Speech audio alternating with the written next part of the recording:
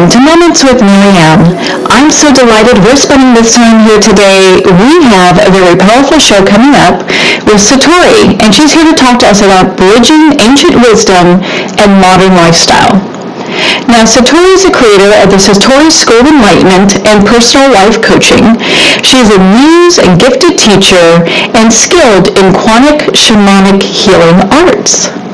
So let's welcome to the show, Satori. Thank you, Marianne. I appreciate it. I'm very ecstatic being here with you today. Well, what a joy it is to spend this time with you, and I am so glad that we're having this discussion of bridging ancient wellness with modern lifestyles. I mean, that just sounds so intriguing. I have to talk to you. Yes, absolutely. I feel in today's modern lifestyle and, the fast-paced society we live in, we've kind of lost our roots. So it's my goal in life to bring us back to our essence of who we really are and how easy it is to remember simple methods of how we can balance our lives and live a life of bliss and health and joy. Well, and so for our listeners that are new to you, why don't you share a little bit with us about you and how you got started on this journey? Oh, I'd love to, because I feel, anyone that teaches the kind of work that I teach, you need to go through your own transformation. And I was born in Namibia, Southwest Africa, and growing up in South Africa, my late father was a specialized wildlife veterinarian, so I got to be outside a lot and connect with animals and nature. So I feel from there it played a very large role in my growth of connecting with nature and being outside, which I feel is very important for people today. And then when I was 18 years old, I studied Hebrew and Kabbalah in Israel. And straight from there, I started traveling the world, and I got into yoga. I got my yoga certificate with an amazing teacher, Surendran. I got into Reiki healing. I'm a certified Reiki master. I enjoy guiding people through different modalities of how they can heal themselves, because I feel it's not me that's going to heal you, it's other people, or, it's yourself that can heal yourself. And my journey started through when I was in my early 20s. I suffered from depression and anxiety, and I was overweight, and I went to the library to figure out, what can I do? And I started researching, what can I do to correct this? And that's actually what really started my journey into yoga. And yoga has just completely taken off within the past 20 years.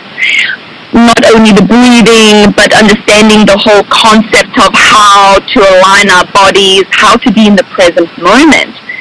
So through my journey of going into yoga, it was one of the hardest things for me to do because I couldn't sit still. I had so much energy, I could not sit still.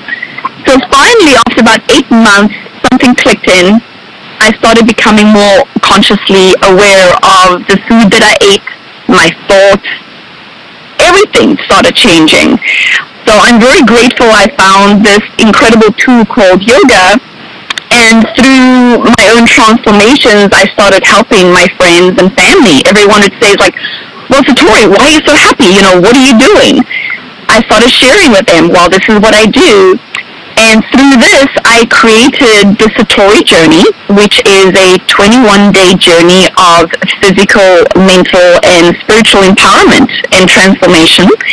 And after that, I created a beautiful yoga product called Say Yoga, where I basically put the yoga poses on a beautiful plush yoga towel, which I work now with Fortune 500 companies and their employee wellness programs, where they can put their logos on the yoga towels. And now people don't have excuses like, oh, I don't have time to do yoga, or I don't know how to do it. So it's like if you want to get into cycling, you need a bicycle. You want to get into yoga, you need your yoga towel. And that basically is how my journey started, and I feel very grateful to share not only yoga, but breathing, sharing with people how to eat healthy. Living here in Hawaii, I feel very blessed, and it is a choice. We all have choices in the way we want to live. I've been learning a lot about the ancient Hawaiian style of permaculture, growing your own food. If you have arthritis, you can grow, or you can include things like ginger and turmeric into your lifestyle, throwing it into a smoothie.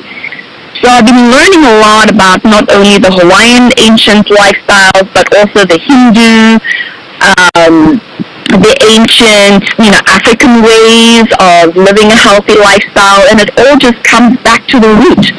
Eating healthy, having healthy thoughts, moving your body, and actually getting away from technology. I feel technology has kind of ripped us apart from our essence of being in the moment and our essence of communicating with people, talking to people. So, Marianne, that's my 2 cents on getting started. Well, I'm so glad that you're sharing that with us, because a lot of people, we suffer from, it could be depression, anxiety.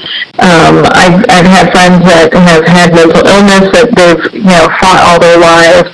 And when we have these different things that are going on, and we look at meditation and into a yoga practice as part of our way of just connecting with ourselves and letting go, it makes such a huge difference. And I think it's very empowering for people to know that there are ways that they can go ahead and find that connection and live a whole new life, where it's kind of like, I don't have to be attached to my mobile device all the time. I can go ahead and do some meditation and relax.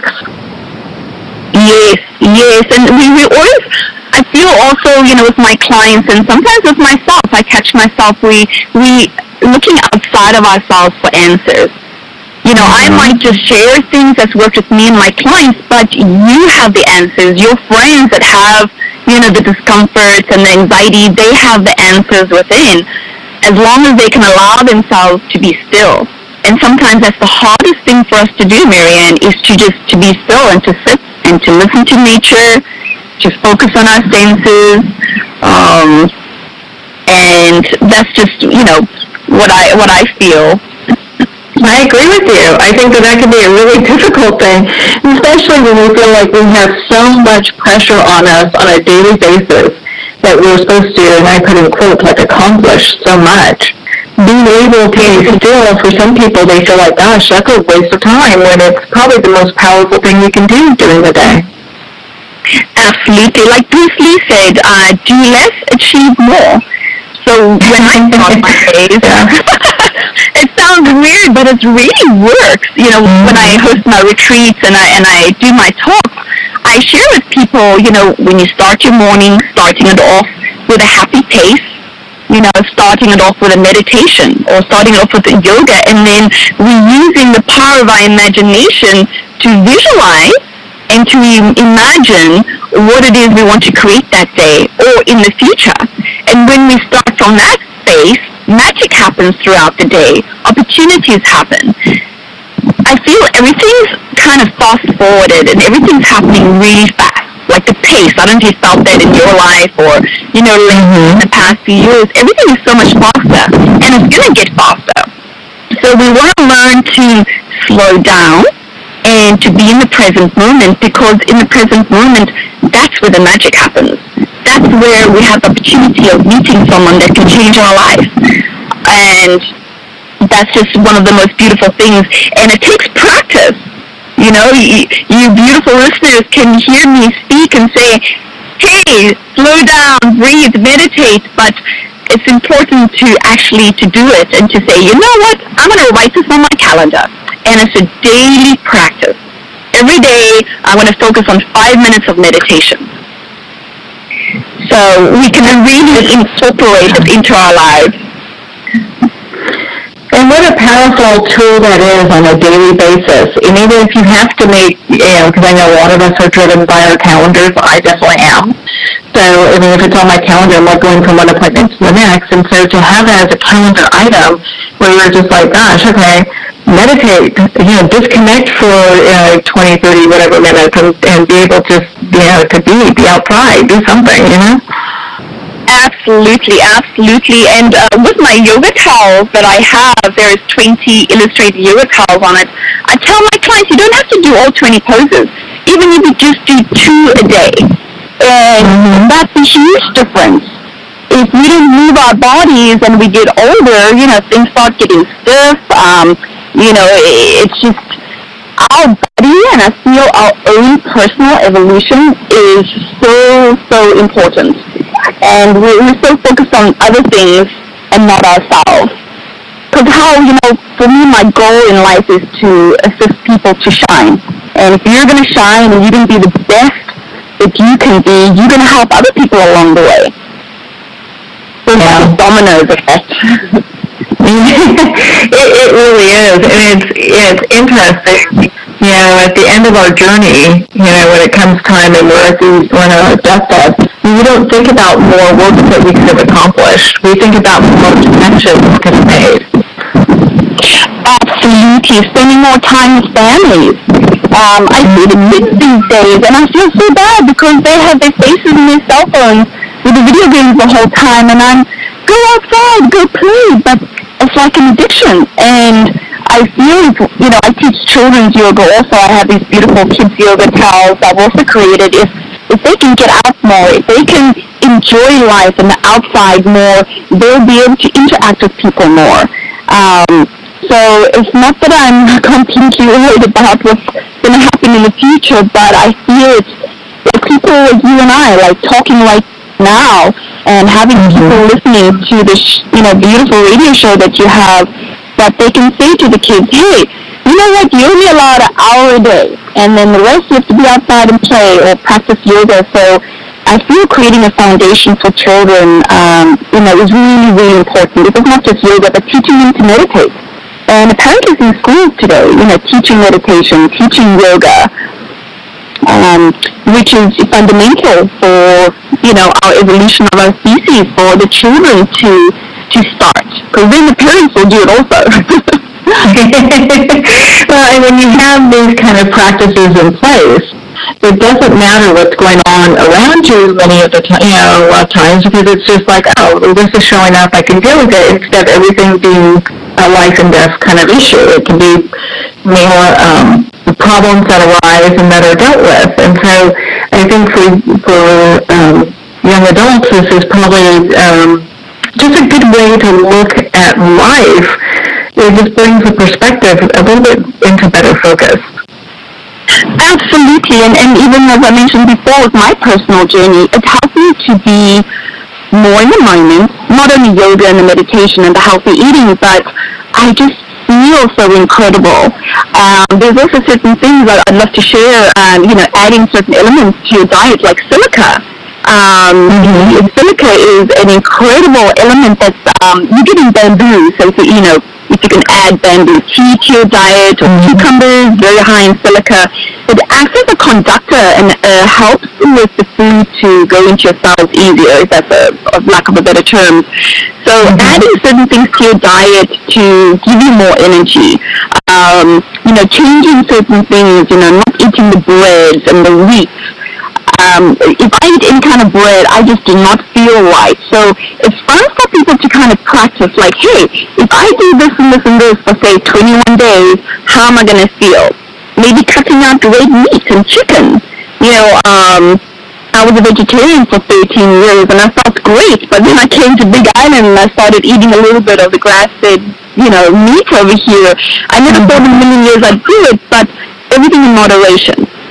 So maybe like once a month or once a week you have a little bit of the red meat. So that's a huge, huge, I feel, aspect in wellness, because it's so sad in how the animals are being treated, these days. And I don't want to talk too much about that, but initially everything's energy. So whatever we're going to put into our bodies is going to affect us on a physical, mental, and spiritual level. So if we're going to eat meat that's been processed and comes from an animal that's been abused and tortured, and I don't want to get into it, we're going to feel it. We're going to feel anxiety. So we adapt ourselves to more of a plant-based diet and adding certain elements and making it fun, growing some of our own food and herbs. That's a lot of fun. Talking about growing, I'd love to share something with you, Marianne. one of the ancient ways that I, share with my clients and my teachings is back in the day, the Aborigines did a lot of this. They would actually put the seeds, they're going to plant a garden, they would put the seeds in their mouth, and what the seeds do, it takes your DNA, and say you're going to plant the tomatoes, and after, it grows and you eat the tomatoes, the seeds take in your DNA and it balances anything that's out of balance. And there's been research that has actually been able to cure a lot of diseases and a lot of imbalances in people. So this is something super cool and fun, your listeners, and you and I, we can do when we start a little vegetable garden. Put the seeds in your mouth for 9 minutes, you stand bare feet on the earth, and you put the seeds in the ground, and you don't water it right away, so maybe the second day you'll water your little tomato seeds or cucumber seeds, and then when you eat it, you're actually having this beautiful intention, and it's going to balance anything that's out of balance. So, something as simple as that, something as simple as walking bare feet, on the grass or along the ocean or in a park. If you live in a city, there's parks everywhere. Tree hugging, going and hugging a tree or sitting up against the trees is beautiful and very energetic and very healing. And spending that time in nature makes such a huge difference. My goodness, Yes, because when nature gives us what's called negative ions, that's why people feel so great when they go to the beach or they walk in a park or a forest, is nature gives us what's called negative ions, and electricity and cell phones and computers and bright neon lights, they give off what's called positive ions that rid us and take away our natural chi, our natural energy. Many times I don't really understand people say, I want to go to the gym, and they go on this elliptical machine and they do these machines the whole time. I'm like, oh my gosh, and the bright neon lights, I was like, just go outside for a jog rather. But then it becomes like a whole social thing also. So as long as there's balance, I guess. Being able to have that balance is such an important thing, and I think that's where we're kind of at this point where we've lost that a little bit, because with being so attached to our different devices, we've really become detached from nature. Yes, no, absolutely, and I was wondering, Miriam, would you mind if I just share a very easy breathing technique with you and the listeners? Oh, please do. Yeah. I feel, I'm here now, and it'll just be brief. It'll just be a couple of moments, just so that I can actually get the listeners and all of us, just into our bodies and just to feel. And so I'd like you just to sit in a nice comfortable position, uncross your legs and your arms, and as we're sitting, just focus on the base of our spine and just allow our spine to lengthen. So as we take a nice deep breath in, just focus on that spine lengthening and focus on your neck lengthening, relaxing our shoulders. And as we're taking a nice deep inhalation in, we're going to feel our belly expand with the inhalation. And as we're feeling the belly expand with the inhalation, as we exhale, we're allowing the belly to surrender and relax. And with our next breath, we're feeling the breath like a little waterfall of white light going through our nose, feeling the coolness of the breath down our throat, and bringing that breath all the way to the belly. So our breathing is slow and deep, allowing ourselves to eliminate that pause between the inhalation and exhalation. So there's no force and there's no strain.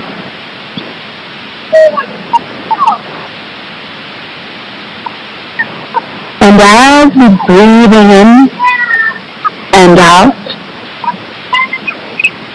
feeling our jaw relaxing, our eyes are relaxed,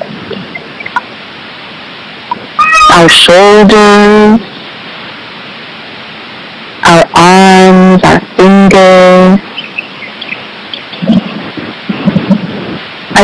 yourself to soften your hips, your thighs, your legs and your toes.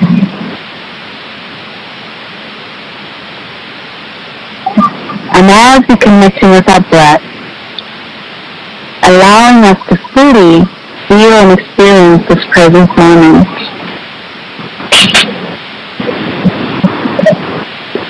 Connecting with our senses, our sense of sound,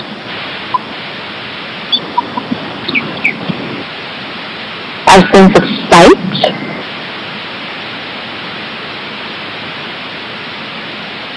smell, taste, touch.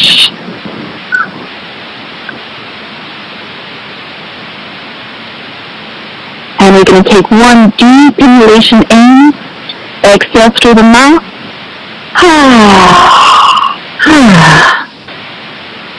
And one more time.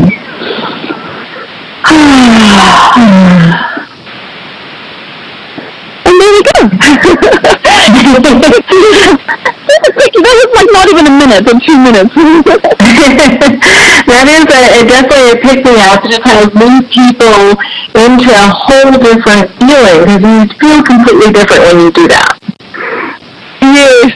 I think it's my voice also. Your voice. The combo. Yeah. If we're in front of our desk in the computer and we feel a bit stressed out, we can just go for a little walk, sit up against a tree in nature, take your shoes off, and just breathe. Do that for a few moments instead of running into the Starbucks, waiting in line, getting our, coffee fix. So, for me also is time management. How are you going to manage your time, and what's your priorities? But coming back to the ancient ways is the breath is very, very important. And that also allows us to step outside of our minds, so we don't think so much. We think so much, and most of our thoughts are repetitive, and we're not really getting anywhere. So many of my clients and my students, they're like, well, how do I stop this monkey mind? I can't stop thinking, and I can't meditate. So allowing ourselves to breathe is a beautiful tool to stop the monkey mind and to focus on being in the now and bringing in more spaces in between the thoughts.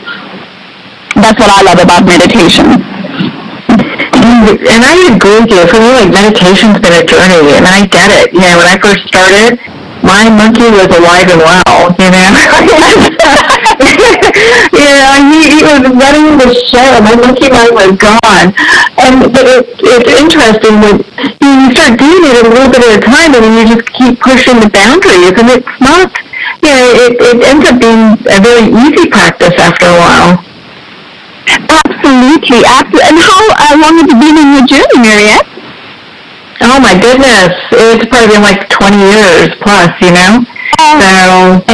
yeah. But it's funny that I can remember when I first started doing meditation, I would sit there and go, am I meditating? Is it happening? Oh shoot, I'm talking. I'm not supposed to be talking. Oh, I gotta turn over. Yes. Oh, that's so yeah. Because there's so many tools, I've learned through, my personal journey. I'm sure you also have many tools that, you share with your listeners on how they can stop the monkey mind.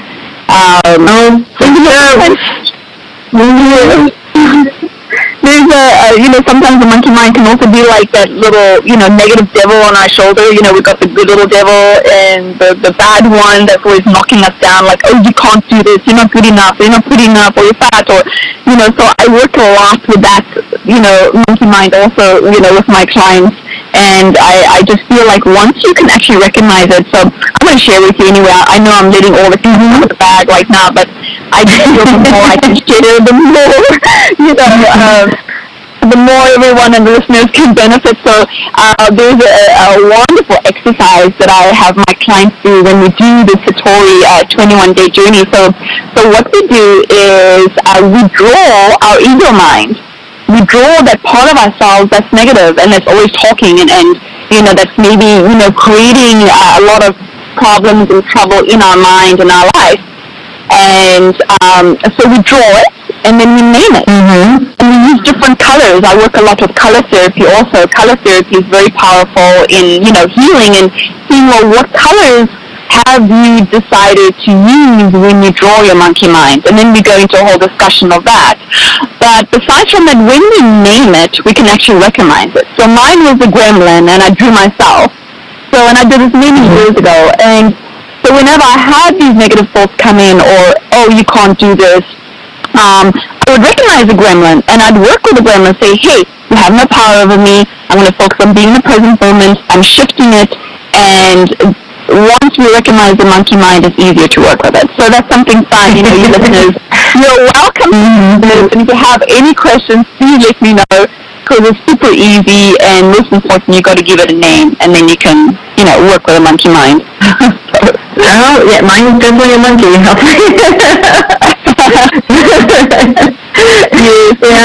It's really interesting, because when we go and we kind of dive into this a little bit more, it ends up taking kind of the power of the monkey mind away, Yes, no, absolutely.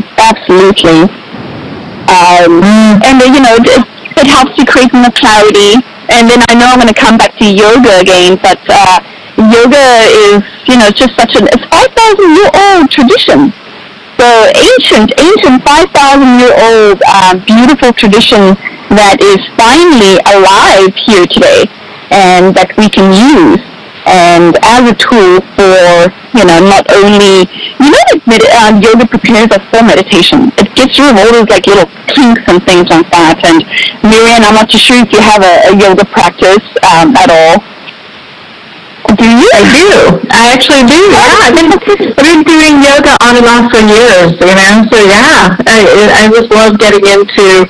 And I do it mostly at home now. I have a yoga studio that I belong to, and I enjoy being able just to set my mat up at home and do my practice. Fantastic. And that is so important, having a home practice.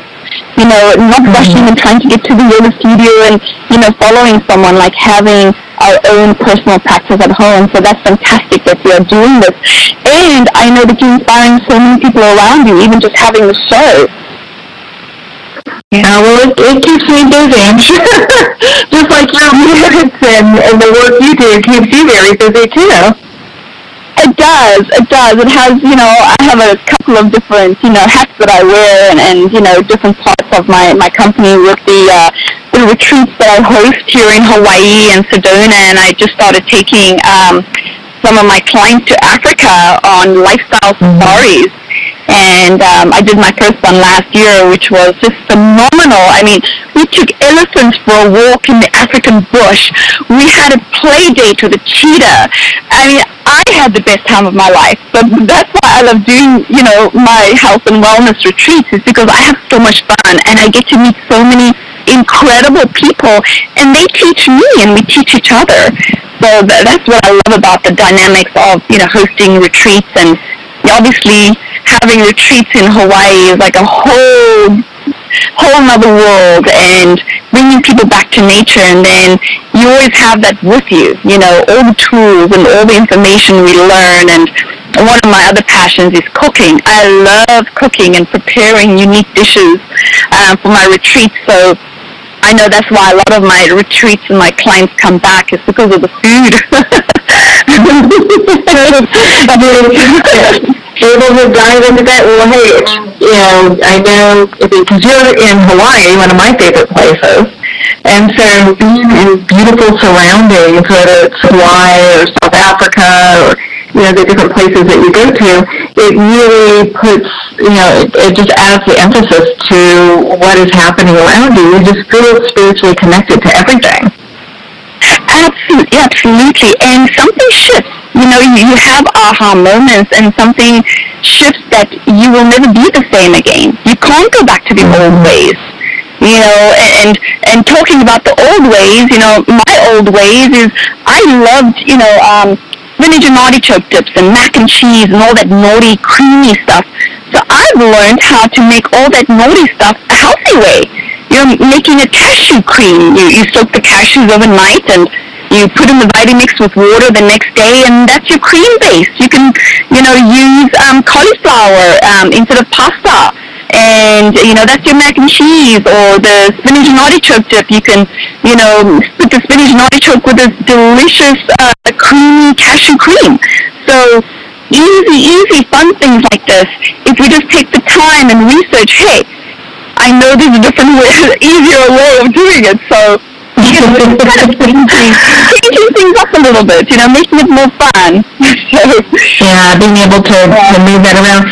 Well, and so why don't you share with us a little bit, when people come to do one of your retreats with you, what are some of the things that you tend to see that people are looking to achieve from your retreat? Yes, well, that's a very good question. And all my retreats are very unique. They're exclusive and they're catered towards who's actually attending. So in a basic day of the retreat, we would start with the green juice. I love starting, the morning with something healthy, a green juice, which I do a parsley, cucumber, a little bit of turmeric and ginger, apple juice. And then from there, mostly I allow spirit to guide me. So sometimes I do the day or my retreat, I'm like, I don't know what I'm going to be doing today. And then that's when the magic happens, when I don't really prepare, because I have a lot of, information that I can share with people. So it all depends on that day and the energies of where everyone's at. So we start with yoga, and then I really enjoy a guided meditation. So we'll do certain guided meditations, guided meditation to discover your totem animal, bringing us back to that ancient way. What's your totem animal? And then we'll research it. And I have this beautiful book on, what the message behind the meditation is. I work a lot on color therapy. I have a beautiful African drum that I use for sound therapy. So we're using certain elements to enhance our experience. So, and then we'll go on a beautiful nature hike and do a picnic down in a beautiful valley. And then from there we might find a beautiful little creek and do another meditation and grounding. And I enjoy the interaction, with my clients. They'd be asking questions. And it's a beautiful, beautiful journey when you start asking the right questions. That's when these beautiful answers start coming. So I always encourage my clients, asking the questions. I enjoy a lot of hands. Yes. I enjoy hands-on. I do have a gift of actually the energy of God flowing through me. Will have this gift, but through my studies, I've been able to really perfect it through allowing when I do hands-on with my clients, that this beautiful energy flows through. And I do hands-on with my clients through the yoga when we do adjustments, or I enjoy rubbing their little feet sometimes and just kind of getting them back into tune and getting them back into the present moment. That sounds really good. And I know that people have healing experiences when they attend your workshops. Yes, absolutely. And I have, so many testimonials of people like, oh my gosh, you touched me and da-da-da. And I always say, look, it's not me, it's God. And that's really, in a nutshell, that I feel the work that I'm doing is I feel I bring people back to God. I bring them back to the now. I bring them back so they can hear maybe what they haven't heard before. And, obviously, everything kind of interacts with each other. So we focus a lot on the physical, the mental, with the mind, like where are you? Are you here or are you thinking of other things? And then the spiritual, it's sharing certain techniques of how they can actually take everything I've taught them and take it home with them. On the retreats, except when we go to Africa, I highly recommend a mostly 80% raw food diet. But when we go to Africa, the food and the meat is really good there. So I allow, my clients to kind of explore. It's nice to try different things out that they haven't tried before. And we do, a lot of hiking. There's so many different exercises that, I would be called to share with the group. And I enjoy working with smaller groups because I feel if the group gets bigger than 12, I don't really have that one-on-one interaction, and I really love the one-on-one interaction. So when I do have the groups, I just try to focus not to book any more than 12 at a time. I have done larger groups, but then it just gets a little bit too much, and I don't feel that I can really, as I said before, connect with my clients. And then obviously the yoga, teaching breathing, and just showing them easy alternatives. I love doing cooking demonstrations. So, every other day I'll do a different little cooking demo. When I did my retreat now here in Hawaii in January, we actually dissected a jackfruit. A jackfruit is oh my God, so much fun. We got our hands all sticky and we put in the jackfruit in the dehydrator, and I made it this most delicious dehydrated jackfruit, and jackfruit is so healthy for you. And then I also showed them how to make a jackfruit pulled pork with a healthy barbecue sauce that I made, and it's just so delicious with quinoa. So, there's just showing easy ways of incorporating a healthy lifestyle, and we just have a lot of fun, a lot of laughs. I would read certain quotes from certain books that has inspired me along the way, and clients will just come up to me and say, I'll kind of have a little one-on-one time with everyone, and we'll just chat, and then I'll just allow the love to flow through me, and that's when just the magic happens. Well, it all sounds beautiful. I know that, because I'm part of your community, I get your newsletters, and I love being able to see just what you have to say in regards to different topics and the different things you have going on, especially the different events. I've always enjoyed that, and I look forward to being a part of that at some point. Where can our listeners? Yeah, you've got so much great information here. Thank you. I know it's hard to share everything in an hour or so, but so my listeners, I am on social media. I'm not too good at that actually, so I'm too busy being in the now and playing around outside. But I do have a couple of websites. I have my one website is Say Yoga, seyoga.com, and that's my yoga towels. And I also have a beautiful yoga DVD that was filmed in Sedona, Arizona. And I have a beautiful book I've also written called Serenity. And it goes through the yoga poses and a little bit more about physical, mental, and spiritual empowerment, and a little bit more about yoga, just making it easy because yoga is not that complicated. And then I have also my Satori journey, which is more my retreats and my online coaching. I've got a lot into online coaching through Skype. I have clients in Australia and London and all over the world that we do the Satori journey through the internet, which I feel has worked really well. Just amazing experiences. I'd be in Hawaii and my client would be in London, and I'll be doing energy healing on him, and he's like, wow, I felt that in my heart, or what did you do to my third eye? I felt all this light come through. So it's incredible, the gifts of being able to transfer this energy anywhere, because there is no time and space. So when I hear things like that from my client, it is super, super cool. And I bring my drum out, and so SatoriJourney.com is more my retreats where they can find out information, and then also the online coaching. And, anyone can shoot me an email, Satori@SatoriJourney.com. And I just love, sharing information. If any of your listeners have any questions, feel free to shoot me an email, ask questions. I do have a couple of YouTube videos on YouTube, but I'm just here to be a guide and to open up doors. Well, thank you, Satori. It's been such a pleasure to spend this time with you. Again, if you'd like to learn more about the work she does, you can visit SatoriJourney.com. Well, we're at the end of our time today. I would like to thank everyone for tuning in. You've been listening to Moments with Marianne. And remember, make every moment count.